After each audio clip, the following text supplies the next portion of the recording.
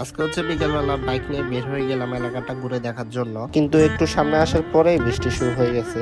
তাই বাইকটাকে রাস্তার পাশে দাঁড় করে রাখলাম। বৃষ্টিতে তো ভিজা যাবে না, তাই একটা দোকানে চলে আসি, বসলাম এখানে। চায়ের দোকানে আসবো আর কিছু খাবো না তা তো হবে না। আমাদের দুজনের জন্য 2 কাপ চা নিবো আর 2টা কেক নিবো।